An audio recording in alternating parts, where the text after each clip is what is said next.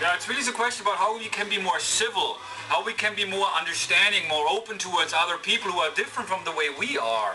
And to not get defensive and to not get offended over somebody who might be not the way we want them to be. And I think that's something very, very practical that we can learn in our day-to-day affairs as we're dealing with a lot of different people, and most of whom are different from the way we are. And as we have this tendency of comparing other people to the way we are and to the way we want them to be, we many times miss out on the opportunity to learn from others who are different. Because ultimately there is the greatest opportunity for learning. And I am being reminded again tonight, as I was on patalk, which is a voice-enabled chat room, a room for conscious revolution. If you haven't checked it out, please come by and take a look at that for yourself. It's a very interesting experience. But one of the challenges I encounter there, also as I had a group meeting here in Berkeley, California, sometimes people don't get along with others and personalities can clash. And then we get offended over somebody or something that somebody said that we don't agree with, that we don't like. But I always am being reminded again of that, and I also would like to share that with you here about how important it is to accept others for who they are, knowing that we cannot change them. They might be different from the way we are, but that's part of the experience, to open ourselves up to others who are different. And to then speak up about that. If somebody might be in our mind negative, in our mind they might have offended us, we can talk about that, but then don't take offense to that. And it's a very sad experience to me on patalk. I've noticed that again, when sometimes people come into the room, they enjoy the discussion, we have a good group of people, but then somebody different comes into the room, or somebody new comes into the room, and they might share something a little bit controversial and something that people don't agree with, and then somebody feels offended, and then people become critical and get argumentative, and then everything blows up. And then people eventually leave the room. And I think it's very, very sad. And also to remind you here the name of the room that I have. It's a very profound name.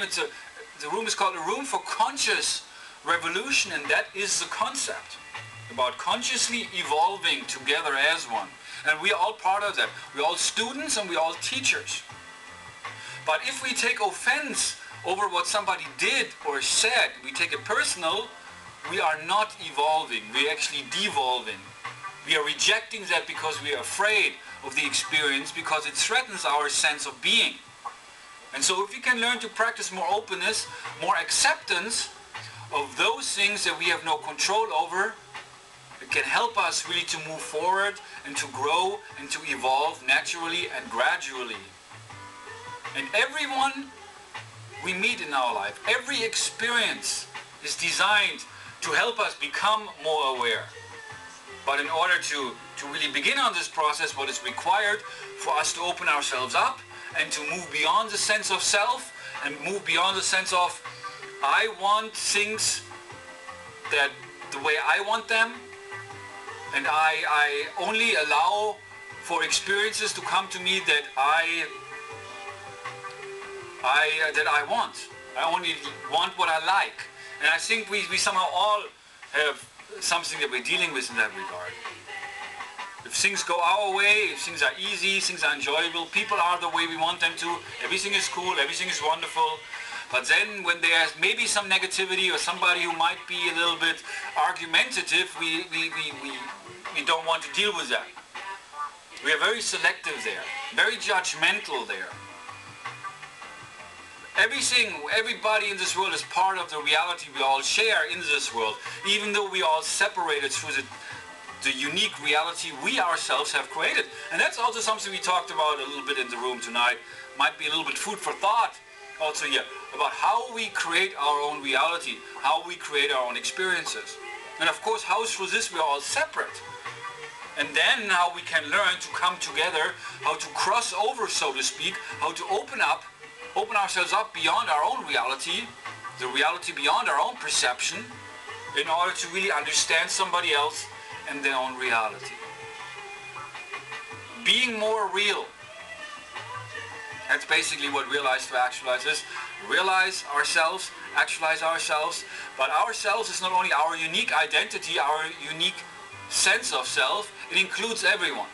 Because we all are more alike than we're different, and we all share a very basic human experience. And beyond the superficial differences, which again divide all of us, we are all one. And that's what we're here to learn, or rather remember.